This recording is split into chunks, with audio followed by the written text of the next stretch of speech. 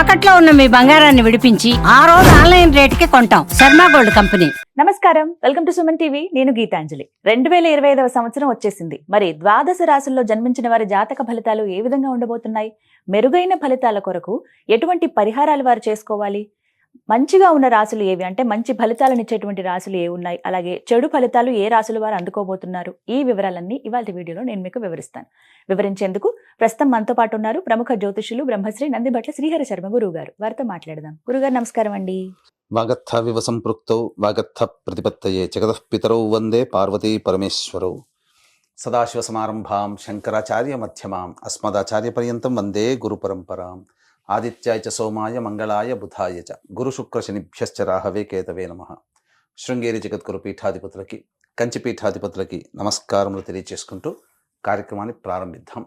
వీక్షించేటువంటి Suman TV ప్రేక్షకులకి గమనిక, ఇప్పుడు మనం చెప్పుకోబోయేటువంటి రాశి ఫలాలు ఏవైతే ఉన్నాయో అవన్నీ కూడా ఆంగ్ల నూతన సంవత్సర గమనాన్ని దృష్టిలో పెట్టుకొని జనవరి 1వ తారీఖు నుంచి డిసెంబర్ 31వ తారీఖు వరకు మాత్రమే ఉన్నటువంటి గ్రహాల స్థితిగతులను బట్టి వివిధ రాశుల వారికి ఏ విధంగా ఉండబోతుందో తెలుసుకుందాం. మనకు సాంప్రదాయానుసారంగా వచ్చేటువంటి ఉగాది నుంచి ప్రారంభమయ్యే రాశి ఫలితాలని, అనగా వచ్చే విశ్వావసునామ సంవత్సరానికి సంబంధించి ఉగాది ప్రారంభమయ్యడానికి అంటే ముందుగా మళ్ళీ ఆ యొక్క ఉగాది సందర్భంగా మళ్ళీ వివిధ రాశుల వారికి సంబంధించి రాశుల ఫలితాలు ఇవ్వడానికి ప్రయత్నం చేస్తాను. కాబట్టి ఇటువంటి దాంట్లో ప్రపంచమంతా అంగీకరిస్తున్నటువంటిది 2025 నూతన సంవత్సరం.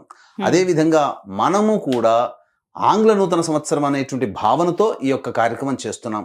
అదే ఉగాది నాడైతే మార్చి 29వ తారీఖు నుంచి మళ్ళీ 2026-28 వరకు ఉండేటువంటి గమనం వరకు ఉండేది చెప్పేటువంటిది. అవి మనం మరియు వీడియోలో తెలియజేసుకుందాం. అదే అడగబోతున్నాను గురుగారు. అంటే సాధారణంగా ఒకటే ప్రశ్న అడుగుతారు, ఉగాది కదా అసలు చెప్పాలి జాతక ఫలితాలు అనేవి, ఈ లోపు ఏంటి అంటే ఒక సాంప్రదాయంగా అది కొనసాగిపోతుంది. అంటే మనకేమని చెప్పబడింది అంటే, ధర్మం ఏం చెప్పబడింది శాస్త్రంలో అంటేనమ్మా, ప్రపంచమంతా ఏది ఒక విషయం గురించి ఒక తాటి మీద ఉంటుందో అది ధర్మమే కూర్చుంటుంది, శాస్త్రమే కూర్చుంటుంది. ఇక మరి ద్వాదశ రాశుల వారి జాతక ఫలితాలు తెలుసుకుందాం. ముందుగా గ్రహస్థితులు ఏ విధంగా ఉన్నాయో తెలియచేస్తారా? జనవరి 1, 2025 నుంచి. ఇక గ్రహస్థితిలోకి గనక గమనించుకున్నట్లయితే ముఖ్యంగా గురువు 9th మే వరకు కూడాను ఈ వృషభ రాశిలో సంచారం చేస్తున్నాడు. 9th మే నుంచి మిథున రాశిలోకి సంచారం, 9th మే నుంచి సెప్టెంబర్ 27వ తారీఖు వరకు. ఇక సెప్టెంబర్ 28 నుంచి నవంబర్ 11వ తారీఖు వరకు కర్కాటక రాశిలో. ఇక నవంబర్ 12వ తారీఖు నుంచి డిసెంబర్ 28 వరకు కర్కాటక రాశిలోనే వక్రీకరించే స్థితి పొంది ఉండడం. ఇక శని భగవాన్ల వారిని కనుక చూసుకున్నట్లయితే 15 ఏప్రిల్ వరకు కుంభరాశిలో సంచారం చేస్తున్నారు. 16 ఏప్రిల్ నుంచి అక్టోబర్ 9వ తారీఖు వరకు మీనరాశిలో సంచారం. ఈ మధ్య కాలంలో జూలై 8వ తారీఖు నుంచి వక్రీకరించి మీనరాశిలోనే సంచారం చేస్తున్నాడు. అలాగే అక్టోబర్ 10వ తారీఖు నుంచి కుంభరాశిలో సంచారం చేస్తూ వక్రీకరించి కుంభరాశిలో, నవంబర్ 26వ తారీఖు నుంచి వక్రత్యాగము శని భగవాన్ల వారు చేస్తున్నారు. ఇక రాహుకేతులు కనుక చూసుకున్నట్లయితే 15 మే వరకు కేతువు కన్యలో మరియు రాహువు మీనరాశిలోకి, అలాగే 16 మే నుంచి సింహరాశిలో కేతువు, అలాగే కుంభరాశిలో 16 మే నుంచి రాహుగ్రహ సంచారం జరుగుతుంది. ఇక్కడ గమనించుకున్నట్లయితే ఇక్కడ వీక్షించేటువంటి ప్రేక్షకులకు అందరికీ తెలియజేయాల్సినటువంటి అంశం ఏంటంటే, ముఖ్యంగా అందరూ ఈ ద్వాదశ రాశుల గురించి రాగానే అందరూ ఆలోచించేటువంటిది ముఖ్యంగా శని దోషం, ఏలినాడు శని, అష్టమ శని, అర్ధాష్టమ శని, కంటక శని, యోగ శని, ఈ శని దోషాలు. అయితే ఇక్కడ 15 ఏప్రిల్ వరకు శని కుంభరాశిలో సంచారం చేస్తూ 16 ఏప్రిల్ నుంచి మీనరాశిలోకి సంచారం చేస్తున్నా, ఈ యొక్క జూలై 8 నుంచి మీనరాశిలోనే సంచారం చేస్తూ వక్రీకరించినటువంటి కారణం చేత మళ్ళీ ఈ కుంభరాశి ఫలితాన్ని ఇస్తాడు. అక్టోబర్ 10న కుంభరాశిలోనే వక్రీకరించి ఉన్నటువంటి స్థితిగతుల చేత ఏమవుతుంది, మళ్ళీ మకర రాశి ఫలితాన్ని శని భగవాన్లు ఇస్తారు. కాబట్టి అర్థం చేసుకోవాల్సినటువంటి అంశం ఏంటంటే, ఎవరికి కూడాను ఈ సంవత్సరం శని భగవానుడు యోగదాయకంగా పూర్తిగా లేడు. 12 రాశుల వారికి అష్టమ శని, అర్ధాష్టమ శని, కంటక శని, యోగ శని, దాంపత్య శని, ఈ రాశుల ఈ యొక్క దోషాల, శని దోషాలు ఏదో ఒక సందర్భంలో కొన్ని నెలల పాటు అందరూ రాశుల వారు అనుభవించాల్సిందే తప్ప ఇక్కడ ప్రత్యామ్నాయము లేదు. కాబట్టి ఇక కుంభరాశి వారికి ఏలినాటి శని వెళ్ళిపోతుందని సంతోషం కానీ, ఈ యొక్క సంబంధించి మకర రాశి వారికి ఏలినాటి శని వెళ్ళిపోతుందని సంతోషం కానీ, లేకపోతే కర్కాటక రాశి వారికి అష్టమ శని దోషం పోతుందని కానీ భావించాల్సిన అవసరం లేదు.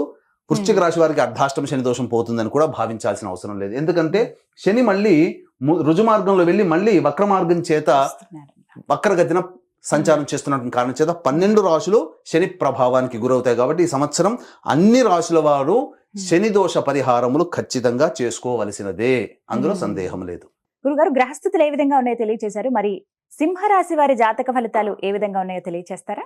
వీక్షించేటువంటి సుమన్ టీవీ ప్రేక్షకులకి ఈ యొక్క 2025 సంవత్సరంలో జనవరి 1వ తారీఖు నుంచి డిసెంబర్ 31వ తారీఖు వరకు సింహరాశి వారికి ఏ విధంగా ఉండబోతుందో తెలుసుకుని ముందుగా గమనించుకున్నట్లయితే ఈ యొక్క సింహరాశిలో జన్మించినటువంటి వ్యక్తులకి 9 మే వరకు గురువు వృషభ రాశిలో నవమ స్థానంలో సంచారం చేస్తూ ఉండడం, దశమ స్థానంలో సంచారం చేస్తూ ఉండడం, అలాగే 9 మే నుంచి సెప్టెంబర్ 27 వరకు లాభస్థానంలో సంచారం, మళ్ళీ సెప్టెంబర్ 28 నుంచి నవంబర్ 11 వరకు కర్కాటకంలోనే. మళ్ళీ ఇక్కడ గమనించుకున్నట్లయితే ప్రధానంగా ఈ యొక్క ఇటు శని బలము మరియు గురు బలము తక్కువగా ఉన్నటువంటి కారణం చేత కొన్ని ఇబ్బందికర పరిస్థితులు అనేటువంటివి ఈ సింహరాశిలో జన్మించినటువంటి వారు ఈ సంవత్సరం ఎదుర్కోబోతున్నారు. కాబట్టి ఇబ్బందులు అనేటువంటివి ముందుగానే మనకు ఉన్నాయని తెలుసుకున్నప్పుడు దాని నుంచి ఎలా బయటపడాలో అనేటువంటి ఆలోచనతో క్రమశిక్షణతో గనక ఉన్నట్లయితే ఈ సింహరాశి వారికి ఈ యొక్క 2025 సంవత్సరం అంతా కూడాను ఆనందదాయకంగా ఉంటుందని చెప్పవచ్చు. అయితే ఇక్కడ గమనించుకున్నట్లయితే ప్రధానంగా మార్చి 30వ తారీఖు వరకు గురువు వక్రీకరించి ఉండడం, నవమ స్థాన ఫలితాన్ని ఇవ్వడం, తద్వారా ఏమవుతుంది, ప్రధానంగా విదేశీయానానికి సంబంధించి చేయ ప్రయత్నాలన్నీ కూడాను కొలిక్కి వస్తాయి. విదేశీ విద్య లేదా విదేశంలో ఉద్యోగం కోసం ప్రయత్నం చేసే సింహరాశిలో జన్మించినటువంటి వాళ్ళకి అంతా శుభకరంగా ఉంటుందని చెప్పవచ్చు.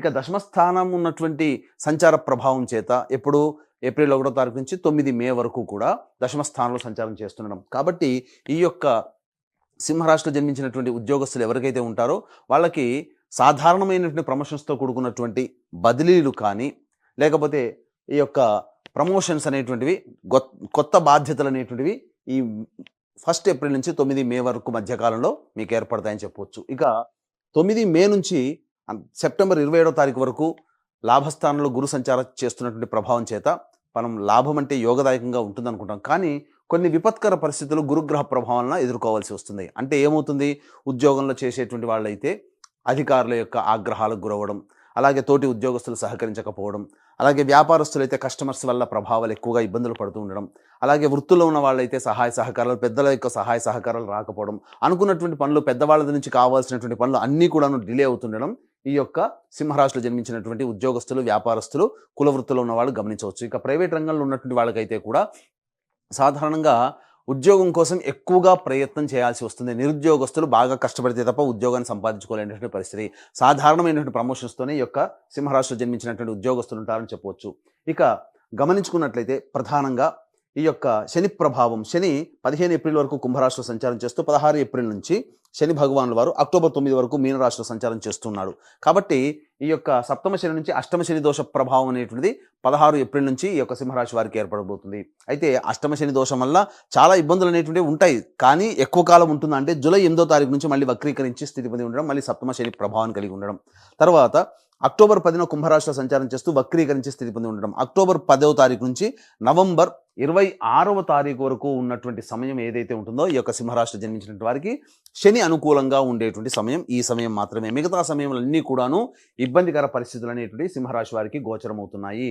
కాబట్టి మీరు ఏదైనా కానీ కింది వాళ్ళ సహాయ సహకారాలు కానీ, శని బలం ఉండి అనేక రకాలైనటువంటి అవకాశాలు ఏవైనా కావాలనుకునేటువంటి వాళ్ళు ముఖ్యంగా ఈ సంబంధించినటువంటి అక్టోబర్ 10 నుంచి నవంబర్ 26 మధ్యకాలంలోనే మీకు యోగదాయకంగా ఉంటుందని చెప్పవచ్చు. ఇక కేతువు ఎప్పుడైతే రాశిలోకి ప్రవేశం చేసి 16 మే నుంచి ప్రవేశం చేస్తాడో, అలాగే సప్తమ స్థానంలో రాహు ప్రభావం ఉంటుందో, ముఖ్యంగా చేసేటువంటి ప్రతి పనులు కానీ, ఎదుటి వాళ్ళ నుంచి సహాయ సహకారాలు పొందేటువంటి స్థితిగతులు కానీ 16 మే నుంచి కొంత తగ్గుముఖం పడతాయి. జీవిత భాగస్వామి, వ్యాపార భాగస్వాములతో పొరపచ్చాలు వచ్చే అవకాశం ఈ యొక్క సింహరాశిలో జన్మించినటువంటి వారికి 16 మే తర్వాత ఉంది. కాబట్టి జాగ్రత్తలు పాటించండి. ముఖ్యంగా ఈ రాశిలో జన్మించినటువంటి రాజకీయ ప్రముఖులు ఎవరైతే ఉంటారో వారు ప్రజాదరణ కోల్పోయే అవకాశాలు ఉంటాయి. కాబట్టి జనరంజకంగా ప్రజలకి అభిప్రాయం మేరకు నడుచుకోవడం ద్వారా మీ యొక్క సొంత అభిప్రాయం కంటే కూడా ప్రజాభిప్రాయాన్ని దృష్టిలో పెట్టుకుని రాజకీయ రంగంలో ఉన్నటువంటి వాళ్ళు గనక చేసినట్లయితే తప్పకుండా చాలా మటుకు ప్రజల యొక్క ఆదరణ పొంది దోషములు తగ్గుతాయని చెప్పవచ్చు. ముఖ్యంగా ఏదైతే గొప్ప పదవి కానీ లేకపోతే గొప్ప బాధ్యతలు కానీ ఆశిస్తుంటారో కొంత నిరాశ పడక తప్పదు అని చెప్పవచ్చు. ఇక ఈ యొక్క సింహరాశిలో జన్మించినటువంటి కళారంగంలో ఉన్నటువంటి వారు సినీ రంగము, టీవీ రంగము, అలాగే electronic and printing media, social media, ఇటువంటి రంగంలో నాటక వృత్తులు, సంగీతము, సాహిత్యము, సంబంధించినటువంటి నాటకాలు, వీటన్నిటిలో నాట్యములు, వీటన్నిటి వృత్తుల్లో అనగా కళారంగంతో సంబంధం ఉన్నటువంటి అన్ని వృత్తుల్లో ఉన్నటువంటి వాళ్ళకి ఆదాయం అంతంత మాత్రంగా ఉంటుంది. వచ్చిన ప్రాజెక్టులన్నీ దగ్గర దాకా వచ్చి వెనక్కి వెళ్ళిపోతాయి. అయితే చెప్పిన విధంగా అక్టోబర్ 10 నుంచి నవంబర్ 26 మధ్య కాలంలో మాత్రం మీరు సంవత్సరం అంతా ఇబ్బంది పడుతున్నటువంటిదంతా ఈ అక్టోబర్ 10 నుంచి నవంబర్ 26 మధ్య కాలంలో ఉన్నటువంటివి మీకు తొలగిపోతాయి అని చెప్పవచ్చు. ఇక గమనించుకున్నట్లయితే ప్రధానంగా ఈ యొక్క సంబంధించినటువంటి విద్యార్థులు బాగా కష్టపడితే తప్ప ఫలితాన్ని పొందలేనటువంటి పరిస్థితి.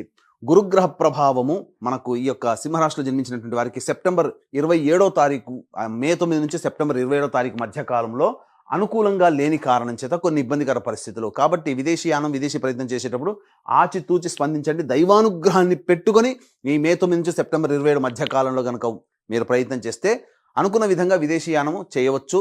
పరీక్షలలో కూడా ఎక్కువగా కష్టపడాలి. పోటీ పరీక్షలు మే 9 నుంచి సెప్టెంబర్ 27 మధ్య కాలంలో ఉన్నట్లయితే మీరు అంచనా వేసుకున్నటువంటి పోరాటం కంటే కూడా ఎక్కువగా పోరాడితే తప్ప మీరు అనుకున్నటువంటి ఫలితాలు పొందలేకపోతారు. జ్ఞాపక శక్తి కొంత తక్కువగా ఉండే అవకాశం ఉంది. కాబట్టి ధ్యానం అలవాటు చేసుకునే ప్రయత్నం చేయండి. అయితే మే 9 లోపల ఏవైతే పోటీ పరీక్షలు ఉంటాయో వాటిట్లో మాత్రం మీరు సంపూర్ణమైనటువంటి విజయాన్ని పొందుతారని చెప్పవచ్చు. ఇక ఈ యొక్క సింహరాశిలో జన్మించినటువంటి రైతులకైతే ప్రధానంగా గమనించుకున్నట్లయితే 2 పంటలు అనేటువంటివి సాధారణమైనటువంటి లాభాలు అనేటువంటివి పొందుతారు. కాబట్టి అత్యాశకు పోయి కొత్త పంటలు వేయడం లేదా కమర్షియల్ పంటలు వేయడం తద్వారా ఉన్న లాభం కంటే నష్టం ఎక్కువగా వచ్చే అవకాశం ఉంది. కాబట్టి తెలిసిన పంటలోనే మీరు పూర్వం వల్లనే మీరు వేసుకున్నట్లయితే ఈ యొక్క సంవత్సరం కొంతవరకు మీరు కష్టాలు నష్టాల నుంచి బయటపడవచ్చు అని చెప్పవచ్చు. అయితే ప్రధానంగా డబ్బులు అనేటువంటిది ఈ మే 9 నుంచి సెప్టెంబర్ 27 మధ్య కాలంలో ఎవరికి అప్పుగా ఇవ్వకండి. లేదా రాని బాకీలు వసూలు కావడం కోసం చాలా కష్టపడాల్సి వస్తుంది. ఈ యొక్క సందర్భంగా మీకు గమనించుకున్నట్లయితే ప్రధానంగా ధనానికి సంబంధించినటువంటి ఏవైతే ఉంటాయో అవి ప్రధానంగా సెప్టెంబర్ 28 నుంచి నవంబర్ 11 మధ్య కాలంలో పుణ్యక్షేత్ర సందర్శనము కానీ లేకపోతే ఎన్జిఓ కార్యక్రమాలకి మీ డబ్బు వినియోగిస్తుంటారు. అంటే సేవా దృక్పథంతో మీ యొక్క డబ్బులు ఖర్చు అవుతాయని చెప్పవచ్చు. ఇక గమనించుకున్నట్లయితే ఈ యొక్క ప్రధానంగా మళ్ళీ నవంబర్ 12 నుంచి డిసెంబర్ వరకు కూడా కర్కాటకంలో వక్రీకరించినటువంటి కారణం చేత మే 9 నుంచి సెప్టెంబర్ 27 మధ్య కాలంలో ఎలాంటి పరిస్థితులు ఉంటాయో నవంబర్ 12 నుంచి డిసెంబర్ 28 వరకు కూడాను అలాంటి పరిస్థితులే మీకు ఉంటాయని చెప్పవచ్చు. ఇక ముఖ్యంగా గమనించుకున్నట్లయితే ఉద్యోగస్తులు నిరుద్యోగస్తులు కానీ ఉద్యోగం లభించడం కోసం ఏ సమయంలో మీరు ప్రయత్నం చేయాలి. ఆల్రెడీ ఉద్యోగం చేస్తుంటారు, కొత్త ఉద్యోగం కోసం ప్రయత్నం చేస్తున్నట్లయితే ఏ సమయంలో ప్రయత్నం చేస్తే లాభసాటిగా ఉంటుంది, అనుకున్నటువంటిది ఉద్యోగం లభిస్తుంది అంటే కొన్ని విషయాలు మీకు తెలియజేస్తాను. ప్రధానంగా జనవరి 11 నుంచి ఫిబ్రవరి 11 మధ్య కాలంలో అద్భుతమైన కాలము, నూతన ఉద్యోగ ప్రాప్తి అనేటువంటిది లభిస్తుంది. లేదా కొత్త ఉద్యోగం కోసం ప్రయత్నం ఈ సమయంలో చేస్తే చాలా బాగుంటుంది. అలాగే ఇంకొక సమయం ఏంటంటే మే 13 నుంచి జూన్ 14 మళ్ళీ జూలై 15, మే 13 నుంచి జూలై 15 మధ్య కాలము అద్భుతమైనటువంటి సమయం. ఈ సమయంలో కూడా మీరు కొత్త ఉద్యోగం కోసం ప్రయత్నం చేయొచ్చు. నిరుద్యోగస్తులకి ఈ యొక్క మే 13 నుంచి జూలై 15 మధ్య కాలంలో ఉద్యోగం లభించే అవకాశం ఉంటుంది. ఇక మళ్ళీ ఎప్పుడు ఉంటుంది మళ్ళీ ఈ సంవత్సరంలోనంటే అక్టోబర్ 16 నుంచి నవంబర్ 15 మధ్య కాలంలో మీరు ఏదైతే కొత్త ఉద్యోగం కోసం ప్రయత్నం చేస్తారో కొత్త ఉద్యోగంలో మీరు రాణించేటువంటి అవకాశం ఉంటుంది. ఇక ప్రధానంగా FMCG రంగము, ఫుడ్ సంబంధించినటువంటిది, జనరల్ స్టోర్స్, రెస్టారెంట్ బిజినెస్, విద్యాలయ సంస్థలు నడిపేటువంటి వాళ్ళు, అలాగే జ్యువెలరీ రంగంలో ఉన్నటువంటి వారు, పూజా స్టోర్సు, పండ్ల వ్యాపారస్తులు, పికిల్ అనగా కర్రీ పాయింట్ నడుపుకునేటువంటి వాళ్ళు, తీర్థయాత్రలు చేసేటువంటి వాళ్ళు, ఇట్లాంటి వ్యవహారం సూపర్ మార్కెట్ నడిపేటువంటి వాళ్ళు, ఎవరైతే ఫుడ్కు సంబంధించినటువంటి వ్యవహారంలో ఉన్నట్టున్నారో వాళ్ళు ఏదైనా వ్యాపార విస్తరణ చేయాలి అనుకున్నప్పుడు మీరు జనవరి 1 నుంచి మే 9వ తారీఖు లోపలనే మీరు ప్రయత్నాలు ప్రారంభించండి. తత్ఫలితంగా మీరు ఆ మే 9 తర్వాత చేసే ప్రయత్నాలన్నీ కూడాను మందకొడిగా సాగుతాయి. లాభం కంటే కొంత నష్టం కూడా చవి చూడాల్సి వస్తుంది. కాబట్టి మే 9 లోపలనే, జనవరి 1 నుంచి మే 9 లోపలనే ఈ రంగంలో ఈ వృత్తుల్లో ఉన్నటువంటి వాళ్ళు తప్పకుండా ప్రయత్నం చేస్తే మీరు అభివృద్ధి బాటలో ఉంటారని చెప్పవచ్చు. ఇక చర్మ సంబంధమైనటువంటి చర్మ సంబంధమైనటువంటి వ్యాపారస్తులు, స్టీల్ వ్యాపారస్తులు, ఐరన్తో వ్యాపారం చేసేటువంటి వాళ్ళు, ఎడిబుల్ ఆయిల్స్, అలాగే సంబంధించి ఆటో ఆయిల్స్ రంగంలో ఉన్నటువంటి వాళ్ళు, ఐరన్తో ఉన్నటువంటి ఏ వృత్తిలో ఉన్నటువంటి వాళ్ళైనా కానీ ప్రధానంగా అక్టోబర్ 10 నుంచి నవంబర్ 26 మధ్య కాలంలో ఉన్నటువంటి సమయం అద్భుతంగా ఉంటుంది. ఈ సింహరాశిలో జన్మించినటువంటి వారికి నూతన ప్రయత్నాలు అనేటువంటి చేయకుండా ఉండడమే మేలు అనేటువంటి విషయాన్ని గమనించుకోవాలి. ఈ యొక్క సింహరాశిలో జన్మించినటువంటి వారికి ప్రధానంగా మే 9వ తారీఖు లోపల లాయర్లుగా ఉన్నటువంటి వాళ్ళకి ప్రమోషన్స్ అనేటువంటి ఉంటాయి, పదవి లభిస్తుంది. అలాగే రియల్ ఎస్టేట్ రంగంలో ఉన్నటువంటి వారు కొత్త ప్రాజెక్టులు చేపట్టకపోవడమే చాలా మంచిది అనేటువంటి విషయాన్ని గమనించుకోవాలి. ఉన్న ప్రాజెక్టుని కంటిన్యూ చేసుకుంటూ ఏదైనా కానీ అభ్యంతరంగా ఇంకా నిరభ్యంతరంగా చేయాలి, తప్పదు, గత్యంతరం లేని పరిస్థితుల్లో వ్యాపార విస్తరణ చేయాలి అంటే ఎక్కువ డబ్బుని అప్పుగా తెచ్చి మాత్రం చేయకండి. ఉన్న దాంతోనే మీరు సర్దిపుచ్చుకునే విధంగా ఈ సంవత్సరం గడుపుకున్నట్లయితే సింహరాశిలో జన్మించినటువంటి రియల్ ఎస్టేట్ వ్యాపారస్తులు, లాయర్ సంబంధించినటువంటి వాళ్ళు, మైనింగ్ వ్యాపారస్తులు, వీళ్ళందరూ కూడా ఎలక్ట్రికల్ అండ్ ఎలక్ట్రానిక్స్ రంగంలో ఉన్నటువంటి వారు వీళ్ళందరికీ కూడాను యోగదాయకంగా ఉంటుంది. ఎప్పుడు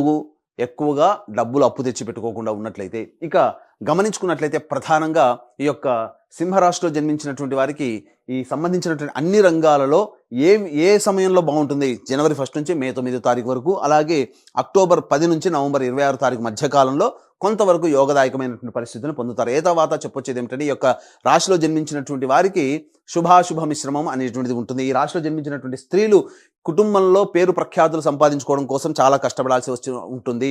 అలాగే మీరు ఎంత ప్రయత్నం చేసినా, మీరు ఎంత అభిమానాన్ని, ప్రేమను చూపించినా కుటుంబ సభ్యుల నుంచి అంతగా మీరు ఎక్స్పెక్ట్ చేసేటువంటిది రాకపోవడం, తద్వారా కొంత మానసికమైనటువంటి వ్యధకి గురయ్యేటువంటి అవకాశాలు గోచరమవుతున్నాయి. అయితే ప్రధానంగా గమనించుకున్నట్లయితే ఈ యొక్క మే 9 నుంచి సెప్టెంబర్ 27 మధ్య కాలంలో ఈ యొక్క సంబంధించినటువంటి రాశిలో జన్మించినటువంటి స్త్రీలకి అనారోగ్య సమస్యలు పెరిగేటువంటి అవకాశం ఉంటుంది. ఇండైజెషన్, అసిడిటీ ప్రాబ్లంతో వచ్చేటువంటి అవకాశాలు ఉంటాయని చెప్పొచ్చు. ఇక ముఖ్యంగా ఈ సంబంధించినటువంటి 16 ఏప్రిల్ నుంచి జూలై 8వ తారీఖు ఉన్నటువంటి మధ్యకాలంలో అనారోగ్య సమస్యలు, మోకాళ్ళ నొప్పులు, కాళ్ళల్లో బలం లేకపోవడం, ఇలాంటి కొంత ఇబ్బందికర పరిస్థితులు, శరీరంలో బలం లేకపోవడం అనేటువంటిది ఈ యొక్క సింహరాశిలో జన్మించినటువంటి స్త్రీ పురుషులు పొందుతారని చెప్పొచ్చు. అయితే ప్రధానంగా వివాహానికి సంబంధించిన చేయ ప్రయత్నాలను కూడా కొలిక్కి వస్తాయి. మే 9వ తారీఖు లోపల వివాహం నిశ్చయమయ్యే అవకాశం ఉంటుంది. మళ్ళీ ఇంకా ఎప్పుడు ఇలాంటి అవకాశం ఉంటుంది అని అనుకుంటే, ప్రధానంగా జూలై 8వ తారీఖు నుంచి అక్టోబర్ 10వ తారీఖు వరకు ఉన్నటువంటి సమయం వివాహానికి అనుకూలంగా ఉండేటువంటి సమయంగా చెప్పవచ్చు. కాబట్టి మే 9 లోపలైనా, జూలై 8 నుంచి అక్టోబర్ 10వ తారీఖు లోపలైనా కానీ వివాహానికి అనుకూలంగా ఉంటుంది. అయితే ప్రధానంగా ఈ యొక్క రాశిలో జన్మించినటువంటి దంపతుల మధ్య లేదా వ్యాపార భాగస్వాముల మధ్య కొంత పొరపచ్చాలు వచ్చే అవకాశం ఉంది. కాబట్టి మాటని తక్కువగా వాడుకుంటూ లౌక్యంతో వ్యవహరించినట్లయితే జీవిత భాగస్వామితోనూ, వ్యాపార భాగస్వామితోనూ అంతగా ఇబ్బందికర పరిస్థితులు అనేటువంటివి ఎదురవవు. ఏ తర్వాత ఈ యొక్క సింహరాశిలో జన్మించినటువంటి వారికి సామాన్యమైనటువంటి యోగదాయకమైనటువంటి పరిస్థితులే ఉంటాయని చెప్పవచ్చు. సింహరాశి వారు మెరుగైన ఫలితాలు పొందాలంటే గనక ఎటువంటి పరిహారాలు చేసుకుంటే మంచిదంటారు? ఈ సింహరాశిలో జన్మించినటువంటి వారు ప్రతిరోజు కూడాను కాలభైరవాష్టక పారాయణము, రుద్ర కవచము అనేటువంటిది కనుక పారాయణం చేసుకున్నట్లయితే చక్కగా సమస్యలన్నీ కూడా సమతిపోతాయని చెప్పవచ్చు. అయితే ఇక్కడ ప్రధానంగా ఈ యొక్క సింహరాశిలో జన్మించినటువంటి వారికి ఈ సంవత్సరం వారి యొక్క సంకల్పం అనేటువంటిది నెరవేరాలి. అంటే వాళ్ళకి జీవితం యోగదాయకంగా ఉండాలి, గత సంవత్సరం కంటే ఇంకా మెరుగైన స్థితిలో ఉండాలి అనేటువంటి యొక్క ఉద్దేశంతో ఈ యొక్క సింహరాశిలో జన్మించినటువంటి వారికి ప్రధానంగా ప్రభావం ఎలా ఉంటుంది, సింహరాశి వారి ప్రభావం ఎలా ఉంటుంది అని అంటే, వివాహం అయితే గనక భార్య లేదా భర్త జాతకము, పిల్లల జాతకాలు మీ మీద ప్రభావం ఉంటుంది. అలాగే వివాహం కాకపోతే తల్లిదండ్రులు, తోడబుట్టిన వాళ్ళ జాతకం ప్రభావం కూడా మీ మీద ఉంటుంది. కాబట్టి ఈ యొక్క సింహరాశిలో జన్మించినటువంటి వారికి చక్కగా దైవానుగ్రహం తక్కువగా ఉన్నటువంటి కారణం చేత దైవానుగ్రహం అందరికీ అందించాలనేటువంటి ఒక సదుద్దేశంతో ఈ 2025 సంవత్సరంలో మీ రెజల్యూషన్స్ అన్నీ కూడాను పూర్తి చేయించాలనేటువంటి సదుద్దేశంతో ఈ యొక్క జనవరి 13వ తారీఖు రోజున అద్భుతమైనటువంటి రోజు, పుష్య పౌర్ణమి రోజు, ఆ రోజున శ్రీకారం చుట్టబోతున్నాం. ప్రతి నెల ఒక్కొక్క పుణ్యక్షేత్రంలో మీ కుటుంబ సభ్యుల గోత్రనామాదులతో సర్వదోష నివారణ పూజలు, హోమాలు అనేటువంటి చేయించడం జరుగుతుంది. అలాగే శని ప్రభావము 12 రాశుల వారికి ఉంటుంది. కాబట్టి గత జన్మ కర్మదోష నివారణార్థమై హోమాది కార్యక్రమాలు ప్రతి నెల ఒక్కొక్క పుణ్యక్షేత్రంలో ఒక్కొక్క రోజున చేయించడం జరుగుతుంది మీ కుటుంబ సభ్యుల గోత్రనామాలతో. వీరికి సంబంధించినటువంటి వివరాలకి సంబంధించినటువంటి రిజిస్ట్రేషన్ వివరాలు కార్యక్రమ తదనంతరం కాంటాక్ట్ చేసి తెలుసుకోవచ్చు. అలాగే తండ్రి వైపు, భర్త వైపు 6 తరాలు, తల్లి వైపు, భార్య వైపు 3 తరాల్లో ఏమైనా కుటుంబంలో దుర్మరణాలు ఉన్నా, అలాగే liver problem, kidney problem, cancer రోగాలతో మరియు 60 సంవత్సరాల లోపల మీ కుటుంబ సభ్యులు ఏ విధంగానైనా చనిపోయినా వాటిని పితృదోషం అని అంటారు. కాబట్టి ఇటు పితృదోష నివారణకి ప్రతి నెల కూడాను పితృదోష నివారణ కార్యక్రమాలు జరిపించడం జరుగుతుంది. అవకాశం ఉన్న వాళ్ళు కార్యక్రమ తదనంతరం కాంటాక్ట్ చేసి తెలుసుకోవచ్చు. ఇక ఈ యొక్క సింహరాశిలో జన్మించినటువంటి వారికి మీకు ఏవైతే ఈ చెప్పబడినటువంటి ఫలితాల కంటే ఇంకా విభిన్నంగా మీ యొక్క జన్మజాతకం ఉందనంటే, మీ యొక్క జన్మజాతకంలోని నడుస్తున్నటువంటి గ్రహ దశాంతర దశల యొక్క ప్రభావాలు. కాబట్టి దగ్గరలోని మంచి ఉపాసనాపరులైనటువంటి జ్యోతిష్యులను సంప్రదించి వారి సలహాలు, సూచనలు కనుక పాటించినట్లయితే మరింత మెరుగైన జీవితాన్ని పొందుతారని ఆశిస్తూ సర్వం శ్రీ ఉమామహేశ్వర పరబ్రహ్మార్పణమస్తు. చాలా చక్కగా వివరించారు గురువు గారు. ధన్యవాదాలండి.